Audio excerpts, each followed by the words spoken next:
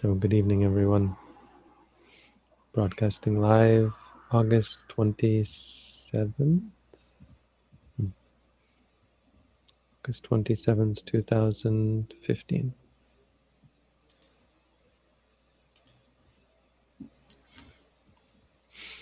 Today we have a passage.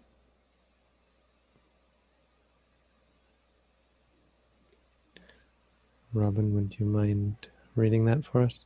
Sure. There are these four persons found in the world.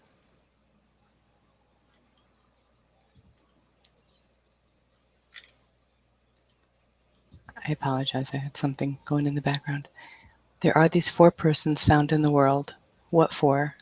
One with little learning who does not benefit from his learning.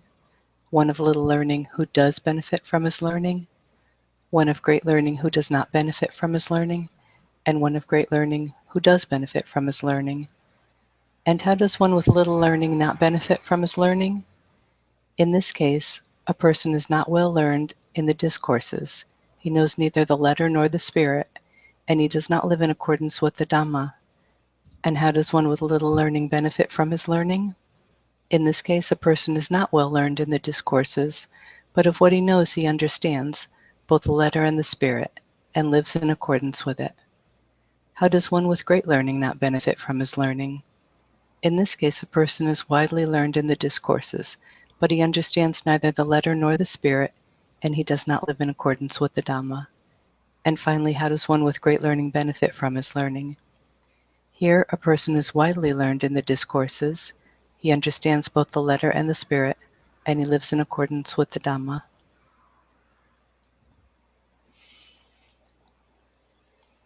It's funny, what follows this passage is actually maybe more quotable.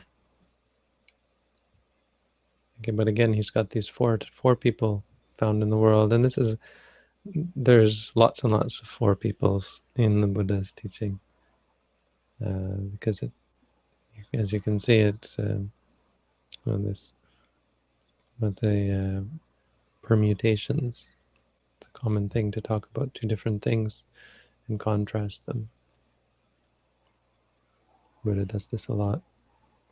But what follows this in the Anguttara Nikaya, I'll read the Pali, then you get a sense of how poetic it is.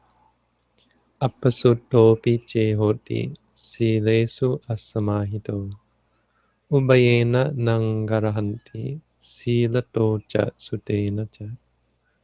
Appasuttopi che hoti silesu susamahito silato nang pasangsanti tassa sampanjate sutang.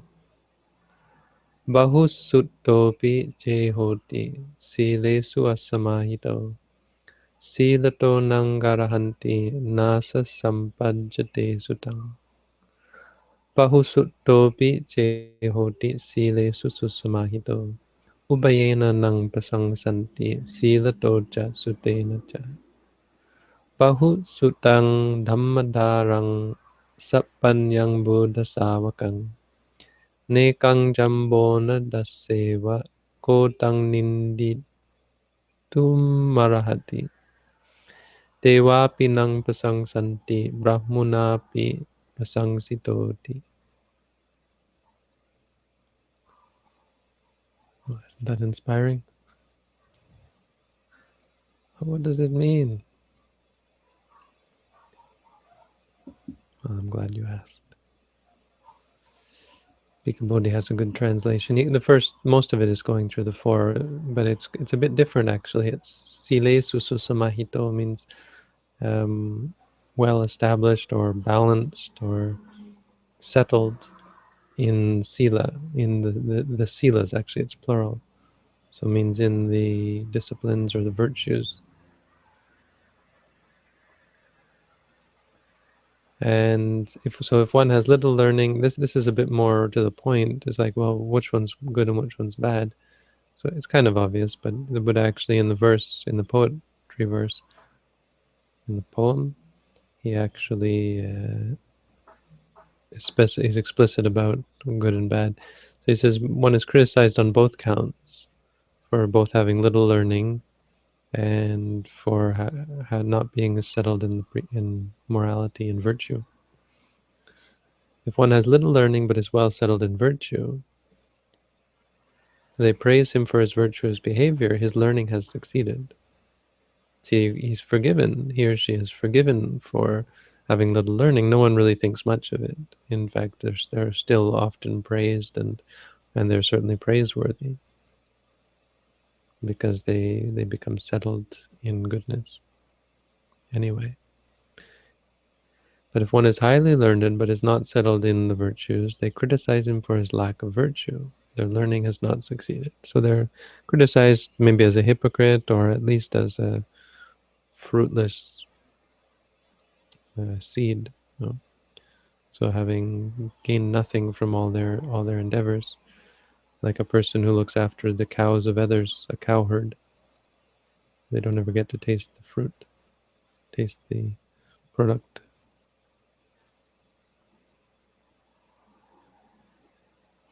If one is highly learned and settled in the virtues, then they praise the person on both accounts,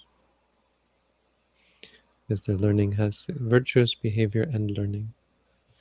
And the next part is unique. It's not in the first section. When a disciple of the Buddha is highly learned, what does it say? Bahu Sutang Dhammadharang. Bahu Sutta means much learning. Dhammadhara means one who carries the Dhamma. Sapanyang, with wisdom. Buddha Savakang, a true, it means a disciple of the Buddha, but the meaning is a true disciple of the Buddha. Nekang Jambon Nadaseva, like a coin of refined mountain gold. Who is fit to blame such a person? Kodang ninditum marahati. Ninditum marahati. Arahati means worthy. Ninditung, worthy, or who is capable or qualified to scold such a person, to look down upon them. Deva pinang basangsanti. The angels rejoice, praise. The angels praise such a person. Even Brahma, even by Brahma is such a person praised. So learning has a place. Yeah, what we shouldn't take away from this sort of teaching is that learning is useless. But as with everything in Buddhism, it has to have its place, and you have to put it in its proper place. This is an important lesson we can take from these sorts of verses, is putting things in their place, not discarding, but not fixating on. So as I mentioned, I think yesterday, about how people fixate on love, and they give the idea that love is all you need. Well, love is not all you need. Sorry, John and Paul. It's not enough.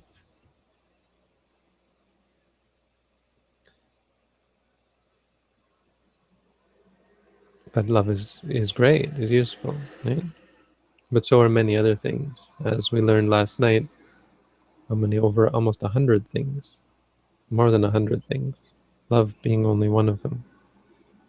And we should keep that in mind. You can't, this is why you can't easily explain explain Buddhism, not because it's esoteric or confusing or mystical. It's just, it's big and it's complete and it's complex. Not complex as in confusing or hard to understand, but just it's like the theory of relativity. You can't. They asked Einstein to summarize relativity in 25 words or even 200 words or something, and he looked at them like they were crazy. He said, in order to have a basic understanding of relativity, you'd need to spend several days, and even then, you'd have to have a strong background in theoretical physics. So it's kind of, like that. There's a lot, and it's complex, just as we are. There are simple aspects of it and ways of summing up certain aspects of it, but we have to be very careful not to make categorical statements that turn out to be going too far, right? If you say learning is, all Buddhists have to learn, and learning is the way to go. Learning is necessary. Great learning is necessary to become enlightened. Love is all you need.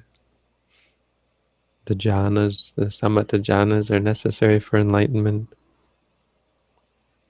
Some people even believe, apparently, that you have to remember past lives in order to become enlightened. But there are clearly categorical statements we can make.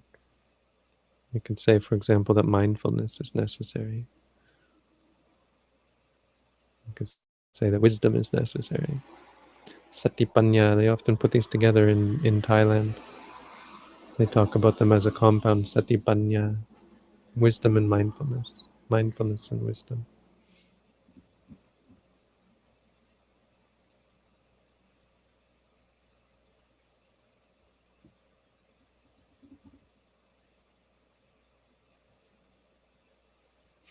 But the neat thing about this as well is that not just that learning has its place, but learning can, to some extent, be minimalized, trivialized. Or rather, one shouldn't feel discouraged because one has little learning. One shouldn't fret about that or concern oneself about that. Learning is like a map. As long as you know the proper way to go, you don't need to study the whole map. You don't need to study the map in detail. Furthermore, if you have a guide to take you and you trust the guide and they're trustworthy, then you don't need a map at all. You don't need to study at all. But study has great benefit. It helps you to then be a guide for others because they might take a different path. And if they take a different path and you haven't looked at the map, your own path is your own travels are only useful in terms of general principles. Specifics you won't be able to help them with. Like, when you get to this tree, do you turn left or do you turn right? You won't be able to help them with the details because you've never followed their path. But if you study the map, then you can offer advice not based on your own practice, outside of your own practice. It's just the benefit of learning. Unless you're, of course, a perfectly enlightened Buddha, then you don't need any learning. But for the rest of us, it's like a shortcut. The map has been drawn. We don't have to draw the map or go searching everywhere and make a new map. But so what we should do is study the map from time to time and get general ideas. It's also beneficial for ourselves until we reach the goal. It's beneficial for us to learn and study the map, especially the aspects that are relevant to our own practice at the time. And that one is praised. It's praiseworthy to learn. So there's definitely that. But much more important is to live by the Dhamma. Here again we have this phrase, lives by the Dhamma, right? Lives in accordance with the Dhamma.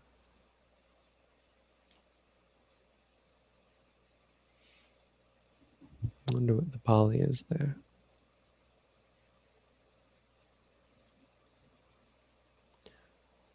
Na attamanyaya na dhammamanyaya dhammanudhammapatipanno hoti.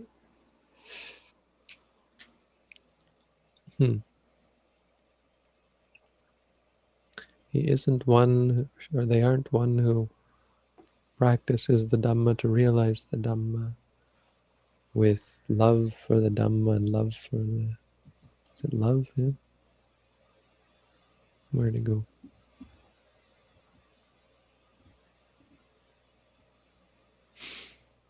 Oh, with knowledge of the meaning and no? Knowledge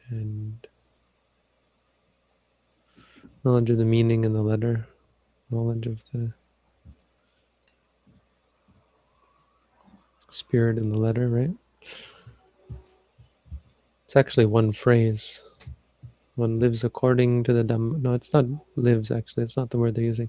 Practices in accordance. Practices the Dhamma to realize the Dhamma. Dhammanudhamma is the Dhamma for the Dhamma. So the practice of the Dhamma to realize the truth. And then with knowledge of the letter and knowledge of the spirit. The spirit meaning the meaning, knowledge of the letter and the meaning. Dhamma and Atta. I mentioned this before. These are the two aspects. The Dhamma is the actual words of the Buddha, knowing them.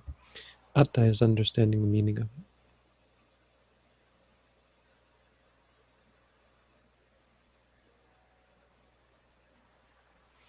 Practices the Dhamma for the realization of the Dhamma.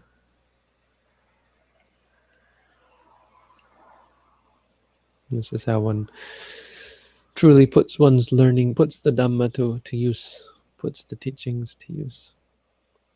And the Buddha said there are two ways to understand the word living by the Dhamma, actually, which is Dhammavihari, Dhammavihara. Dhammavihara means dwelling by the Dhamma.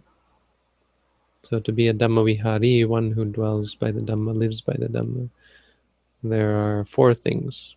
One, Narinchati, no, Nadivasangati nameti. Don't let the days pass you by. Don't waste your time. Don't just let the days go by thinking, oh, I've got lots of time. Because you don't. Narinchati patisalanang. Don't discard or don't neglect solitude. So you have, when you have the opportunity to be alone, take advantage of it. When you have the opportunity to meditate, take advantage of this opportunity when you have it. Anuyunjati, number 3, Anuyunjati ajatang jeto samatang. Cultivating or engaging in tranquility, inner tranquility of mind or settling of the mind.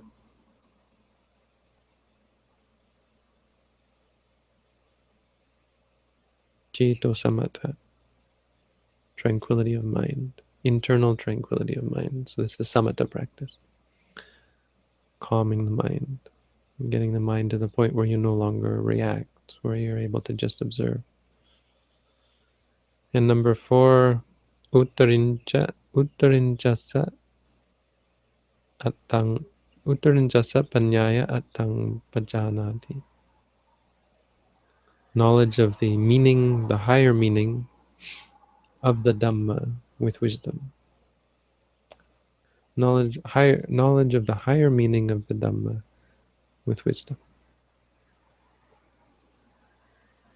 So this is, the key here is there are two kinds of knowledge. There's knowledge of book learning, knowledge of what this Buddha said. You know, my ability to spout Pali and remember things. Some people have great knowledge in this respect. And then there's an understanding of it and an appreciation of it, knowledge of it. This is what is so deceptive about the truth. It's easy to think you know it. We often do think we know the truth.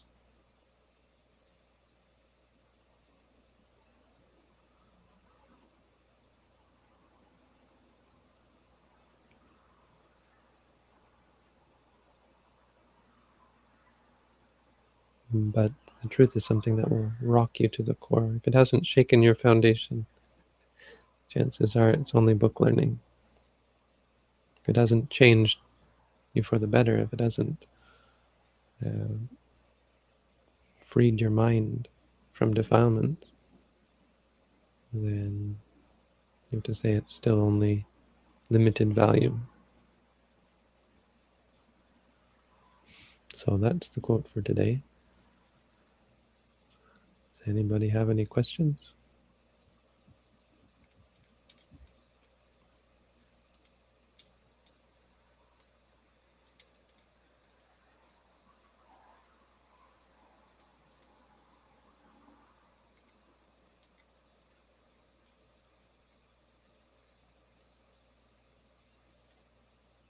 If not, we can go.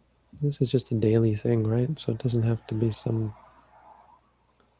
big deal every day. But I imagine some people are going to take a few seconds to post their questions. Yes.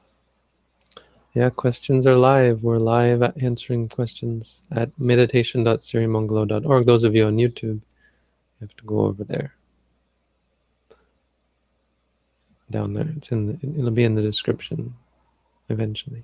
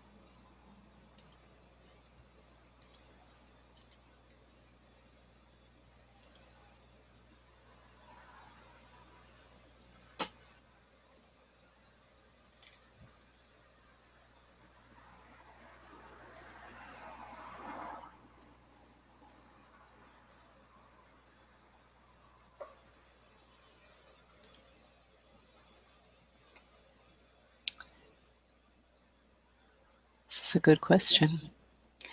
Bhante, can you comment a bit about addiction to using the internet? I feel that I'm wasting too much time on the computer, reading news, watching movies, etc. I do meditation as well, but can you give some advice?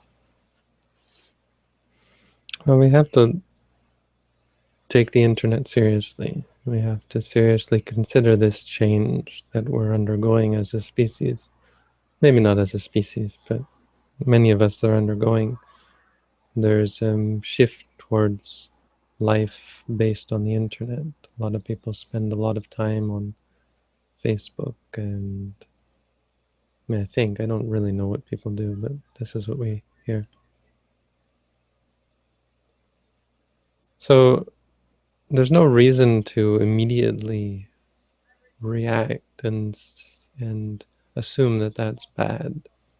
The internet seems to have positive qualities to it. The phenomenon of liking things, I think, is in many ways rooted in our kindness and our good side. As people like to be cynical, but I think there's a lot of good in liking things. Of course, it can be seen as superficial, or whatever, but I don't think of it that way personally. How nice does it feel when you get a like, right? It shows that the person cares. I mean, you could say it's ridiculous, it's just a meaningless bit, but it's not meaningless. Someone cared enough to like something of mine. That's mudita, it's called. Appreciation. It's one of the 4 Brahma Viharas. Knowledge has increased. I would say the internet has helped dispel a lot of myths and superstitions. It's helped to provide, a lot of misinformation, sure, but you think of how much misinformation there was before the internet. Well, that's a good question. Is there more now or less? I guess that's debatable. The internet is a good propaganda tool to spread misinformation, sure, but so the point being that as far as content goes, there are good things to it. The medium, on the other hand, is interesting. It's a whole other thing. I'm not convinced that it's bad, but it's certainly it's harder to be mindful surfing the internet than it is to be mindful walking down the street, for example. Right? Physical activities are going to keep your mind free to cultivate mindfulness. Mental activities do not. So we've become far more mental as a result, I think, mentally occupied. And so we find ourselves as a result becoming addicted to mental activity, right? We can't sit still anymore. I don't know it's as dire as some people think.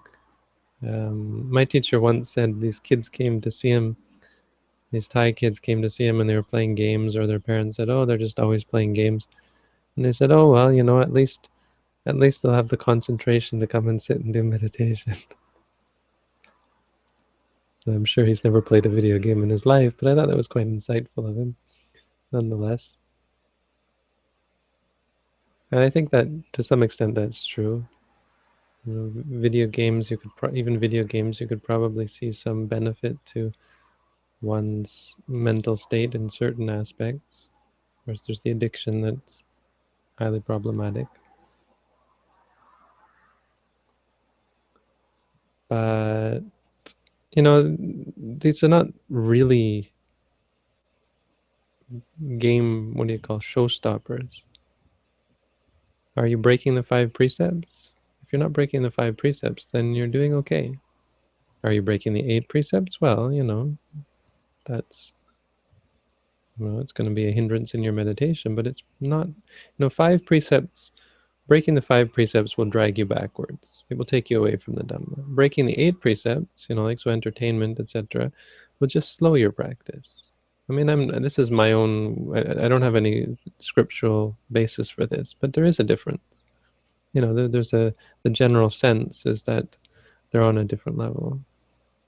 So are they detrimental to your practice? Yes, but only in the sense that it's going to slow it down. So spending a lot of time on the internet, it's wasting your time, it's cultivating addiction. There's probably some backward sliding, but if you're meditating daily, I don't think it can really compare. Meditation is very powerful. So unless you're doing a lot of powerful evil deeds, like child pornography or something like that, I don't know, what else is there on the internet? Gambling, and I had one student who gambled on the internet. Not a good idea.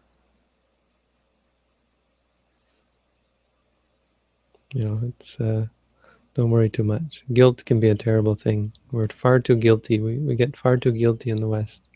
We should rejoice that we have found this practice and that we are sitting here now. We have a chance right here and now to be mindful. And we're encouraging each other to be mindful. And I'm telling you, you're sitting right now, be mindful. And then you say to yourself, oh yes, I'm sitting right now. And you're aware. And that's awesome. And you're awesome. So you should be happy. Okay? That's my answer. Some of the articles, that warn about too much internet usage, they kind of imply that we're rewiring our brains with all this, Could be, but you have to provide some support as to why that's bad. Are our brains being wired in a bad way? I don't know. And certainly there's an argument can be made, but I don't think so. Brain is just physical. A lot of the effects are just going to be physical. Yeah, many of them will be mental, but I think many of the mental effects will still be neutral. I don't think they'll necessarily be a detriment. In fact, the focus, and some of the focuses on the internet are good, the focus on knowledge, which is great. The focus on truth, what is Wikipedia all about? The focus on freedom and giving. Wikipedia is a huge donation from all of us to each other. Now, Wikipedia is just an example, but this idea, some of the software that people put out, giving software away for free, putting in all this work and then just giving it away, that's awesome. So anyone who says the internet and information technology is necessarily evil, sure, there's lots of problematic aspects to it, even evil uses that it can be put to, but Ashley Madison, that big story. Oh, karma's a bitch. Poor people. But apparently the person who runs that, he says he's happily married, never has participated in anything like that. Who knows? Even worse. That makes it even worse. Well, No? he did say that he was, just profiting on human behavior. But he Yeah, doesn't but like participate in that. encouraging it, really. I mean, it's not profiting. It's not like he's an innocent bystander who's, just picking up roadkill or something. No, he's making money on it. But I mean, making money is one thing, but a worker at this company could say that. But I mean, someone who's working in photocopying or something, sure. But people who are actively trying to find ways to encourage people to cheat on their spouses, I mean, it's obviously, for sure, there's a lot of it is to do with how to make it appealing to people, right? That's not passive. That's not just taking advantage of other people's behavior. That's encouraging it. That's really bad. And yet he's happily married. That's funny. Mm-hmm. At least that's his story, anyway. Yeah. We'll see. Karma has Udi, a wonderful monk who passed away of cancer several years ago. He said, Noah, I tell you one thing. No one can escape their karma. No one, I would say. He's a very powerful monk. He's not very into the morality side of things, but he was set in the Dhamma. Very kind and open-hearted individual. Huge. He was like over 6 feet tall. Big Israeli monk. Called me Noach. 2 suicides connected with Ashley Madison breach. Yeah. Yeah, I'll bet. That's wow. So you had said before that meditators might be able to join the Hangout. And I think we have a question from someone who gave their information. Mm-hmm. Do you want to have Are they Guadalupe? green? Yes. All right. Can we invite you, Guadalupe? Where did it go? Are you inviting them? Yeah. Go for it. Yeah, I mean, that's an interesting topic. Whether the people who breached all this data were doing a good thing, a bad thing, better, more good than bad, more bad than good. It's again about telling the truth. People hide behind the truth, right? I was just telling the truth. The Buddha didn't. No, the Buddha was clear on this, right? Sometimes telling the truth is the wrong thing to do. I think you could really argue that this is the case. Did you just put that in the chat? Why are you chatting that to me? Because for some reason, and I don't understand why, this happened over the weekend too, when I click on invite people, it doesn't do anything. Do I Oh, need some I've just sort of... lost this. Whatever. Yeah, probably I need to invite them because it's this is great. The Hangout on Air, they're careful with. So Okay. I can eject people as well, which I don't think you can do in an ordinary Hangout. But that's good, I mean, when you're broadcasting, you want to have control.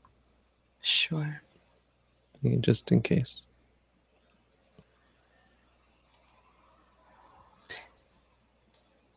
And while we're waiting for our other questioner, do arahants stop practicing meditation once they've reached that state? No, I mean, technically, yes. Technically, they do stop practicing because there's no... That's not even fair to say. Practicing never stops. An arahant would never stop meditating, stop practicing. But they don't become a Pacceka Buddha. They don't become a Buddha. They don't get any further.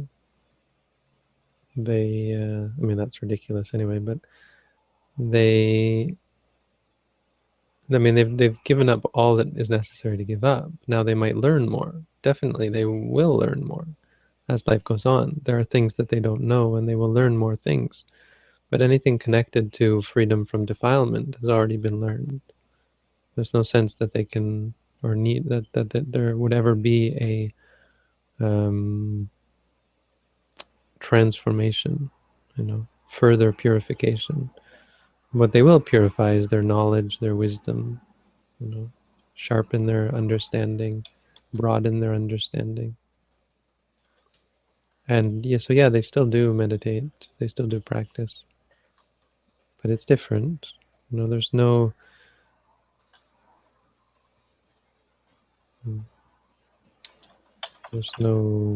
change that comes on. There's no realization of, you know, doing something wrong or wrongness, transformation from wrong to right. It's all right now.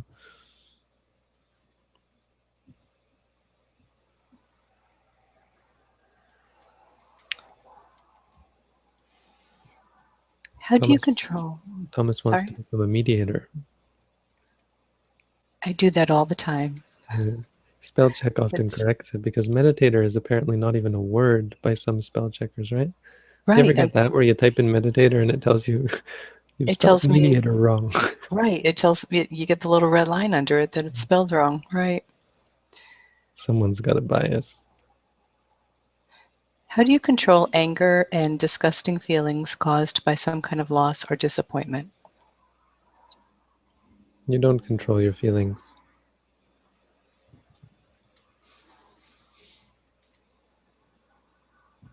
You don't control them. In fact, trying to control them is part of the problem. It makes you more stressed and more upset. It's what drives people to take medication. I read a comment today. I don't read most of my comments on YouTube, but sometimes I check in, and there was a fairly scathing one or critical one. Something I must have said recently about how we don't like to have people on medication come to do courses. And there was a sense that I wasn't being very compassionate or even understanding, and that without having any understanding of mental illness, I should just shut my mouth, was I think the quote. No, keep my mouth shut. I think that's what it was. Which is cool. I mean, I don't, point taken that I don't have, I've never taken such drugs. I've taken other kinds of drugs, but never the kind that you're supposed to take. But I was depressed terribly during my teenage years. I think I could have been diagnosed easily with clinical depression. I was never suicidal, but I attribute that partially to my surroundings. You know, I mean, not to talk about I so much, but it is an interesting case. I mean, I grew up with 3 brothers, and we lived on 200 acres of forest, and we were homeschooled, and we never went to see the doctor. I think the times I've been in my life to see the doctor, but let's say up until the time I was 18, I could count them on one hand easily. I don't even think they'd fill a hand. I think the only time was when I had to get a tetanus shot, or, you know, even then, it was like, oh, you had a tetanus shot some years ago, you'll be fine. My father dropped a board with a nail on my head once. I've still got the scar. Yeah, I went to see the doctor then. That kind of thing. Point being, there's a lot of over-medication going on. You know? And a part of the over-medication has to do with this need to control. You know, the idea that if you don't, you're going to go out of control. And that's part of the problem. You're approaching it wrong. You don't need to control. You need to shift. You need to adjust. You need to change.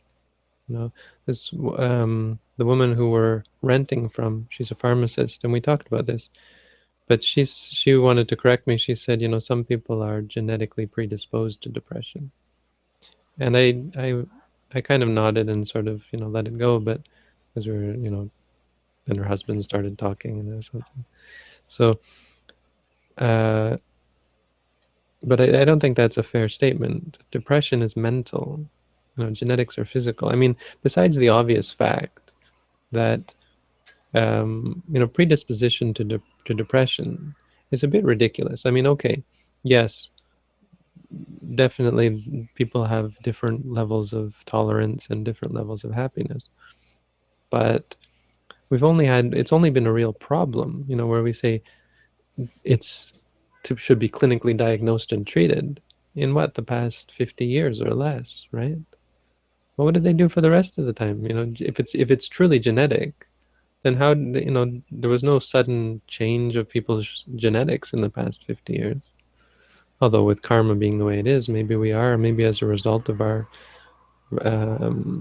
dependency on electronics and so on, maybe we are becoming more depressed and less content. That's an interesting argument to be made there. Like being born again, if those people, engaged in internet addiction, what happens to them when they're born as humans again? What are they like? Maybe they're ADHD people, Um, but besides that, you can't. Genetics are physical, and depression is mental. Whatever genetics do to your brain, they can't do to the mind.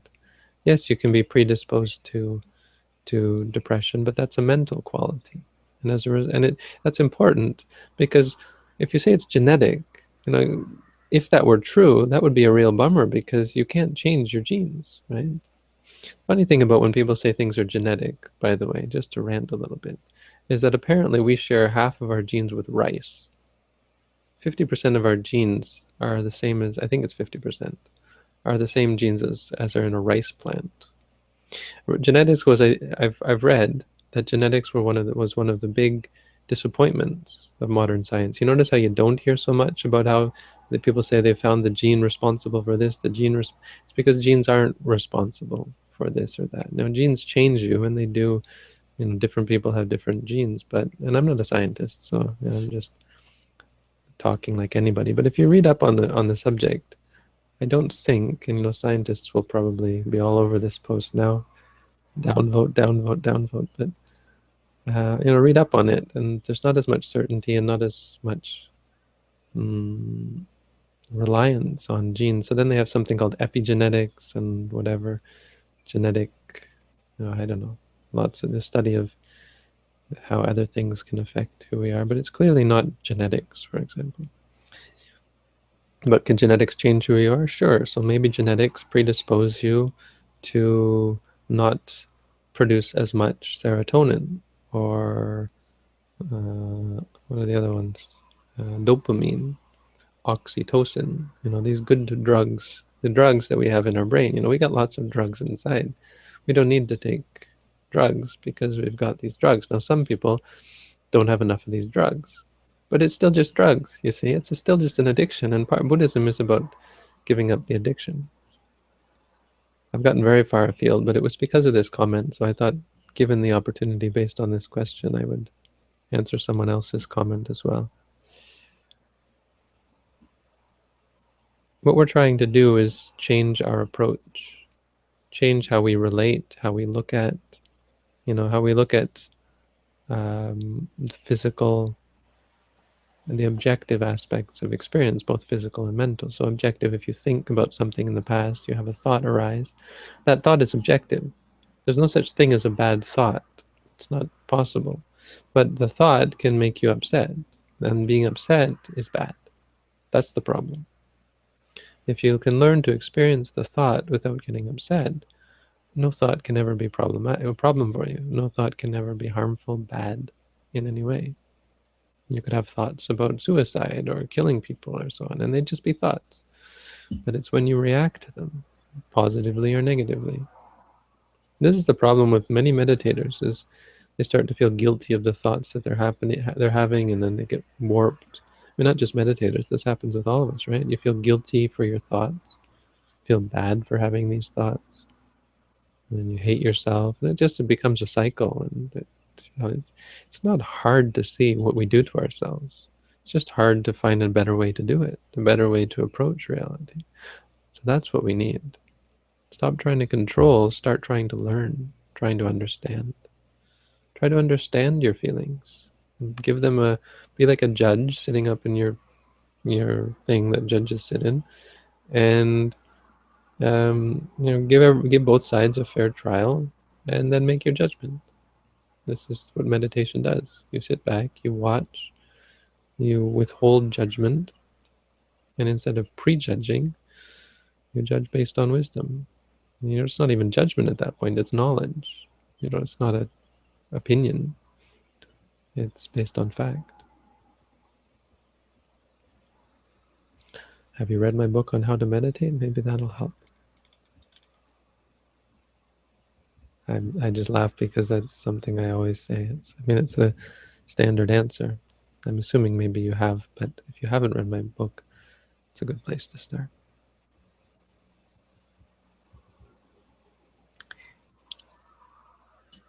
I noticed I eat more those days when my anxiety increases.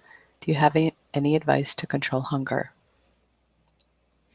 Sorry, anxiety increases? Yes.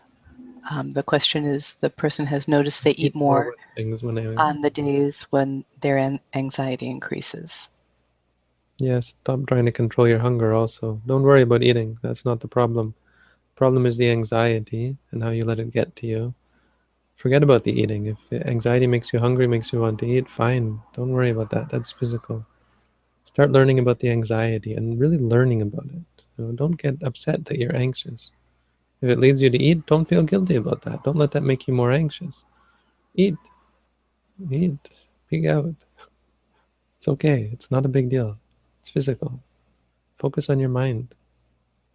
You're anxious. Learn about that. Study it. Watch it. Figure out what's going on. What does anxiety mean? It's mostly physical, actually. Anxiety is mostly not anxiety.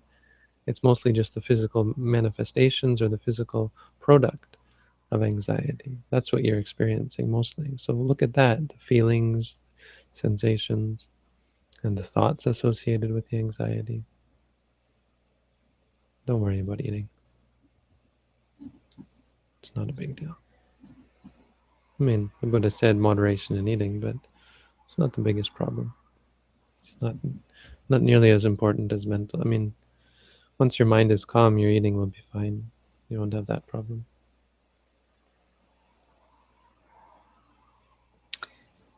How do you become a meditator on this website? So, technical question. Sign up and start meditating. The registration process is counterintuitive, I know. There's got to be some way to provide feedback and telling people what to. You enter username, password, then click register. Just seemed easier. It's actually the better way to do things, right? It's just we're not used to that. We're used to clicking the register button and going to some lengthy form and filling it out. Nope, not here.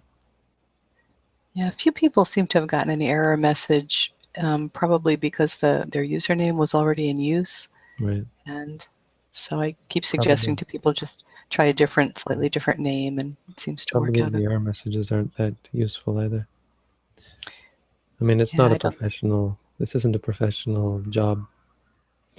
I wanted to go back before we get another question. I didn't finish with the whole medication thing because I did want to address this comment and the comment that I made that we're not really willing to accept people to do meditation courses if they're taking medication. We would like them to stop taking medication. A meditation course is not that such people shouldn't meditate. Of course they should meditate. That's the idea, is to help them.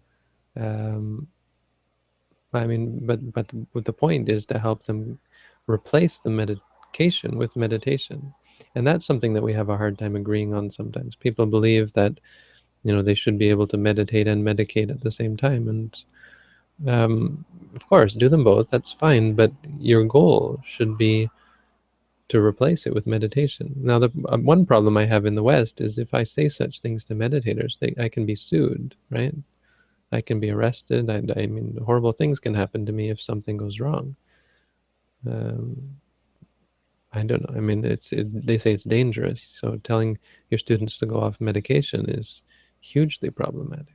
So if I was in Asia, I would have no qualms about doing that, as long as they were under my care, guidance. But here, that's one big problem. But a bigger problem is a meditation course is, I don't believe it. I mean, and then there was this criticism that I don't have any background, but I do. I do know meditators who have come and tried to do courses, and you can tell the difference. You can tell the difference between a depressed person and a depressed person who's taking medication. The depressed person is far better off in terms of the meditation. Now, I'm not, I guess the problem is it sounds kind of callous, and people might take that the wrong way. And certainly there's no looking down upon such people or rejecting them.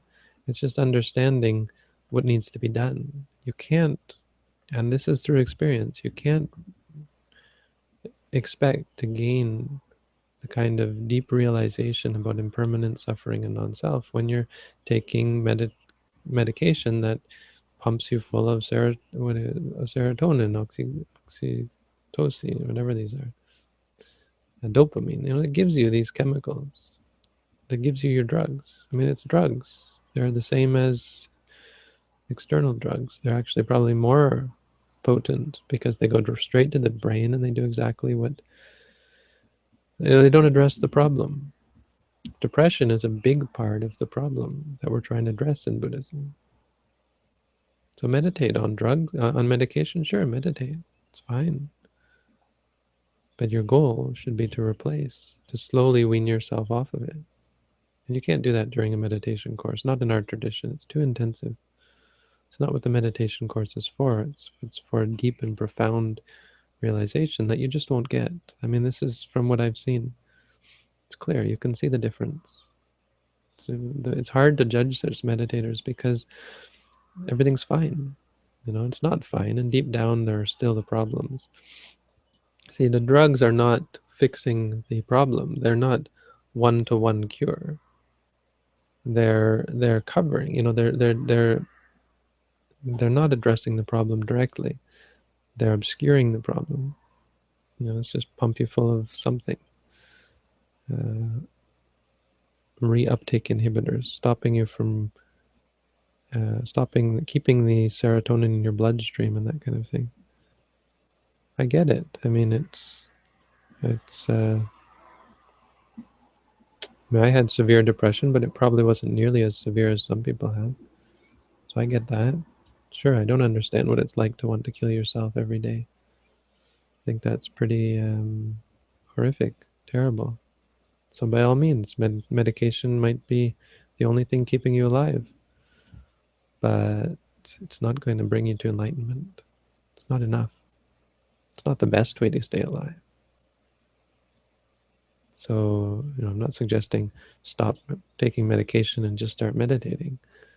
It's about understanding our goals, understanding where we're at, understanding what we have to accomplish, where we have to go, what is the next step. And the next step for such people is not to do an intensive meditation course. It's to meditate to the point where you can get off the medication. Now, you can come and do that here if you want. You're welcome to come here and meditate. But because I can't tell you, okay, now take less medication, I want you to start taking less medication, etc. I don't know what to say. You'd have to take it upon yourself to decide that you were coming here to get off your medication. If that was your intention, then we would accept you. If it wasn't your intention, and if you didn't ever have such ideas, then, well, I think maybe we'd have to, unfortunately, suggest you go elsewhere. So, those are my words. I might be wrong, certainly, as there's no scriptural basis for all of this, except in terms of not taking drugs. I have given talks on addiction. It's funny, you can do search queries like that, huh? But you don't have to, because we've got a video archive.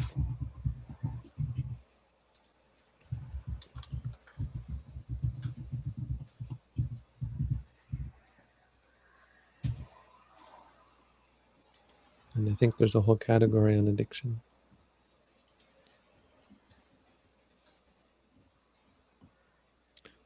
Mental problems.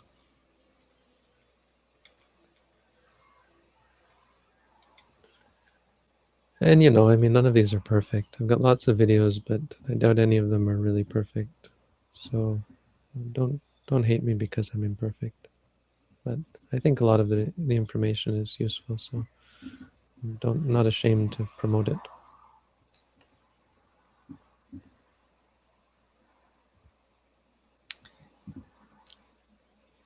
Why are the other realms of existence incredibly longer than the human realm? I have no idea. I mean, except the obvious, the state of mind associated with it, right? That's probably the answer. But yeah, the whole cosmology thing, I think it's too much guesswork, and I don't want to get involved in speculation about it. So I just say, oh, that's interesting. It's like that. Oh, okay. But, you know, the purity involved. But it's interesting because hell realms are also apparently very long. So what does that say? I don't know. I'm sure it feels long. Well, It's hell. apparently it is. I mean, Devadatta's apparently still down in hell, and he's got millions of years left in his sentence or his punishment, self-torture. Bhante, I often consider life disappointing, but I cannot achieve equanimity to deal with it. Does it come with more practice? Don't worry about equanimity. Yes, it comes with practice. Stop worrying about it. Look at that, how you worry about it, how you just study, learn. You should be objective. Try to be objective, which is, you know, almost saying equanimity, but don't worry about, be objective about your lack of equanimity. Study it, learn about it. That'll lead to true equanimity. It's not something you should be obsessed over, because it'll come and go. You're going to have angry times and greedy times and lustful times and bitter times, bored times, sad times, worried times, depressed times, all kinds of times, states. So equanimity, that. I mean, that's the goal. When you get truly equanimous to the point where you're still sitting here, still alive, still living, but completely impartial to everything. That's the moment when you're on the doorstep of Nibbana. That's the final step. That's when you're in that state where everything you see it just as it is, arising, ceasing, arise. That's when the mind is able to let go and enter into Nibbana.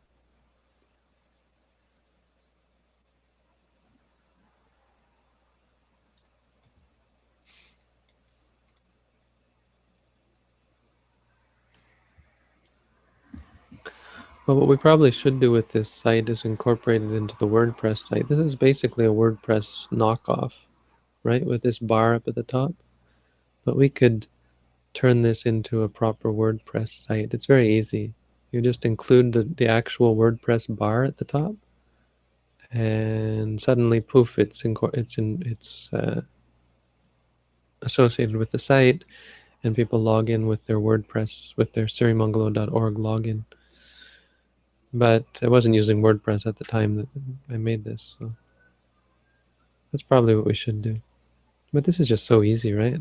Register, start meditating. No need to worry about verifying your email or so on. So it works, right? Yeah, The it is error, very easy to log in. the error messages could be a little more informative, I think.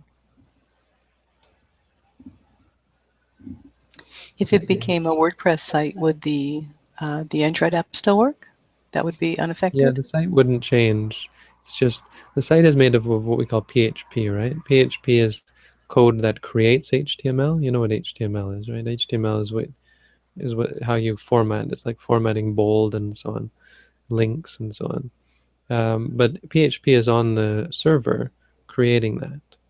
So you include something that first creates a WordPress bar based on the WordPress installation. So it's just adding something to the creation process. And it's very easy to do. I did it years ago. And suddenly you've got that part of the page that you create first, or you create it maybe last even, I'm not sure, but it shows up at the top. And your site is still doing whatever it did, it's just added something. And on top of that, not just added something, but it's added a bunch of functions that it can access. So it can ask that bar, you've got the bar at the top, right? It can say, hey, who's logged in? Who are you? And once it gets and then it gets a username, and so it knows who you are. But it still does its own thing.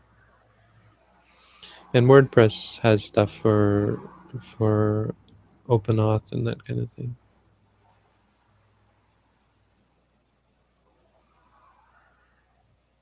I think our site allows you to log in via Google, doesn't it?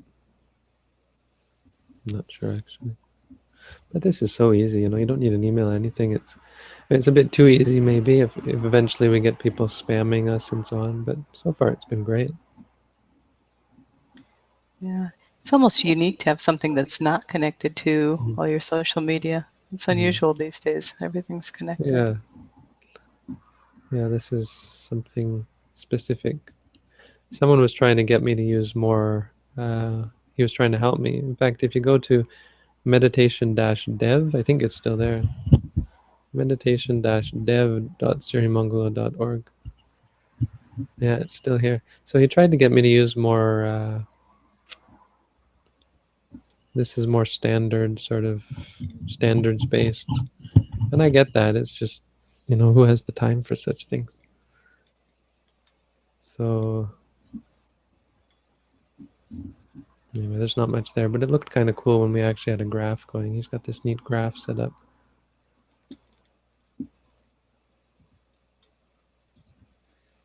But this is fine. I mean, having your homebrewed thing means you can just add stuff when you want to and tweak stuff when you want to very easily. The problem with incorporating it into WordPress is then you do run into trouble when you want to just change something, some of the core stuff.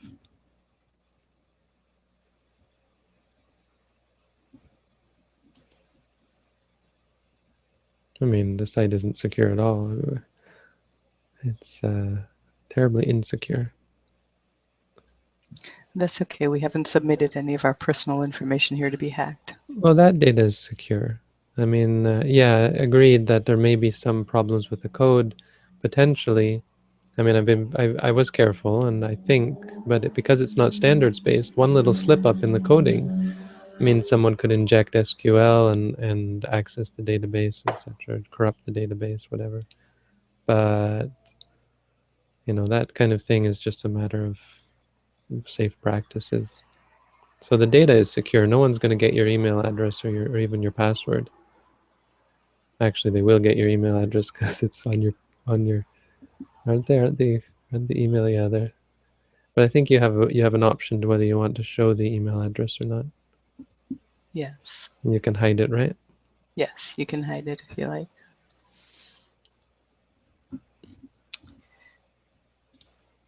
Besides the time, what is the difference between the meditation we practice daily and the meditation course? The intensity of it. No, not the intensity. The intensivity of it. It's not the intensity. It's not intense. It's intensive. Intensive means it gathers, right? So daily life, we're taking 2 steps forward, 1 step back, and so progress is slow because the rest of our day we're not mindful. When you're in a meditation course, over the days, as the days go by, you get into a routine where you're just in a groove, and so it builds and builds and builds and begins to feedback like a feedback loop and becomes quite powerful. It is quite a different experience. It can be.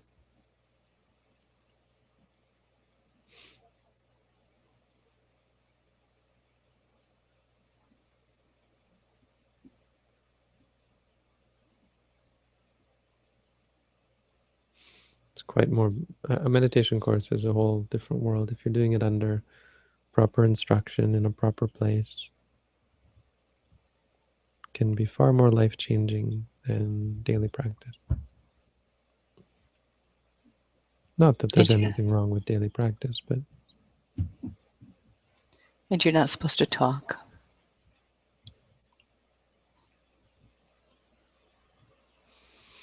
Okay, it's been an hour.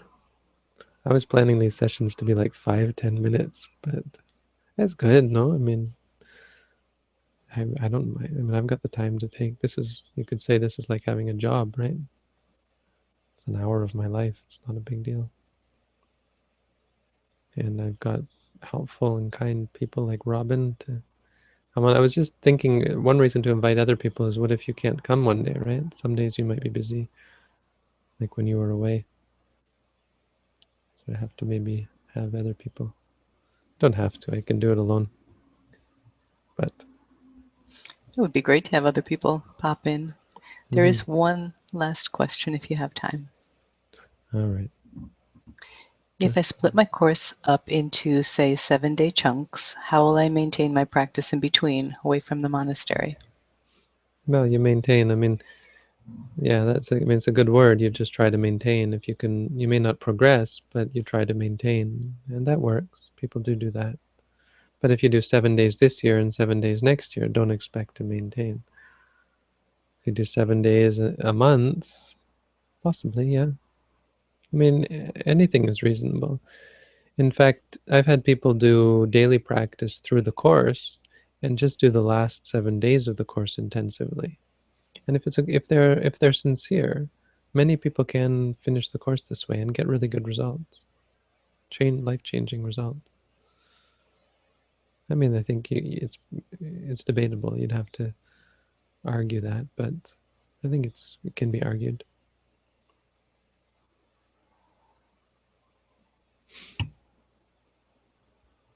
Anyway, good night.